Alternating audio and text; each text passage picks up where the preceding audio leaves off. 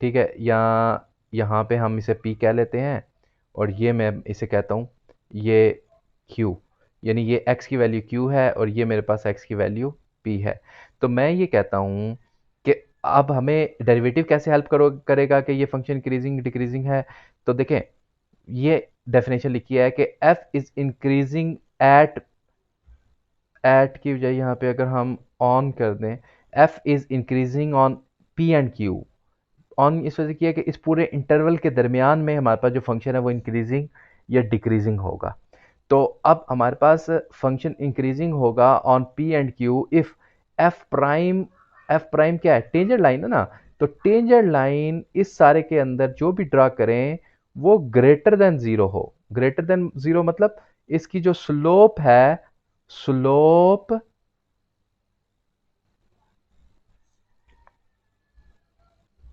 हमारे पास ये जो, सॉरी यहाँ पे ये जो हमारे पास स्ट्रेट लाइन आई है इसकी जो स्लोप है वो क्या हो, ग्रेटर देन ज़ीरो हो।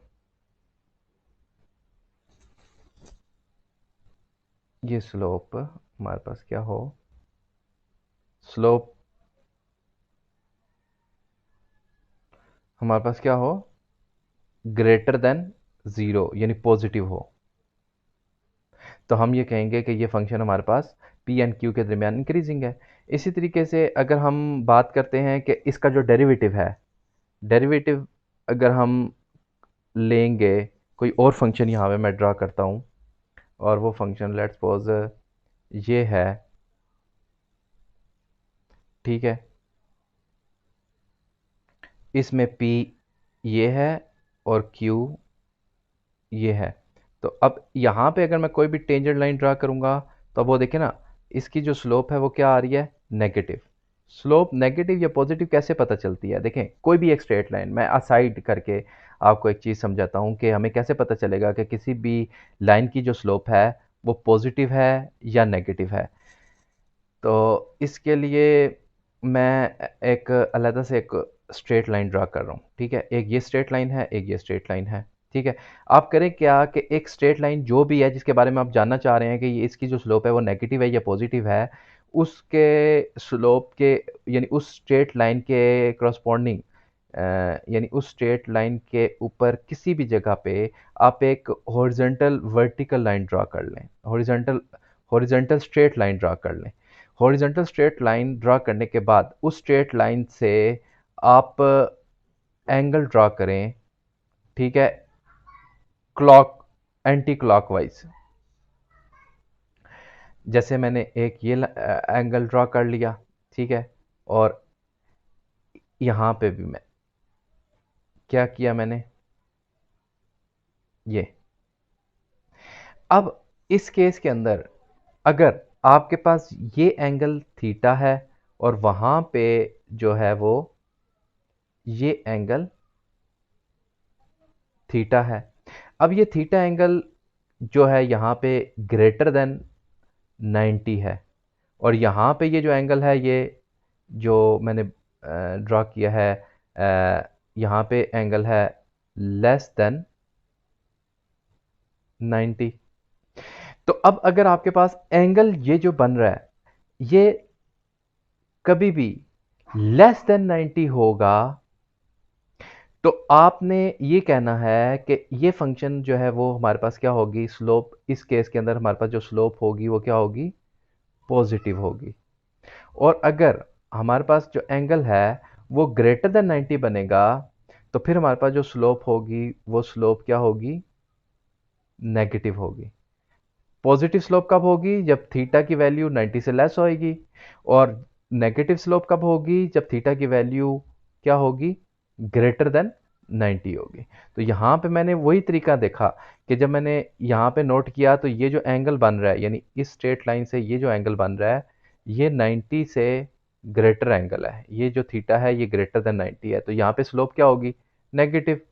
और यहाँ पे जो स्लोप है वो हमारे पास अगर इस स्ट्रेट लाइन की बात करें तो ये एंगल है, ये angle theta is less then 90। तो लेस देन 90 का मतलब है कि यहाँ पे जो स्लोप है वो ग्रेटर देन ज़ीरो है। तो इस तरीके से आप कभी भी फाइंड आउट कर सकते हैं कि स्लोप नेगेटिव कब होगी और स्लोप पॉजिटिव कब होगी। टेंजेंट एंड नॉर्मल के बारे में मैंने आपको पहले से बता दिया कि नॉर्मल और टेंजेंट होता क्या है। तो थोड़ी सी इसमें इंट्रोडक्शन और ले लेते हैं कि देखें, अब स्लोप की बात करें, ये नॉर्मल है, टेंजेंट है जो एक ही पॉइंट पे इंटरसेक्ट कर रहा है इस कर्व को, ये इस पॉइंट को, और इसके ऊपर जो परपेंडिकुलर है यानी 90 का एंगल यहाँ पे जो बना रहा है वो हमारे पास क्या है, वो हमारे पास नॉर्मल लाइन है। तो अगर हमने नॉर्म टेंजेंट लाइन की इक्वेशन फाइंड आउट करनी है तो वो क्या होगी, यानी पॉइंट तो P1 एंड P2 है ना, तो ये क्या होगा, ये जी होगा,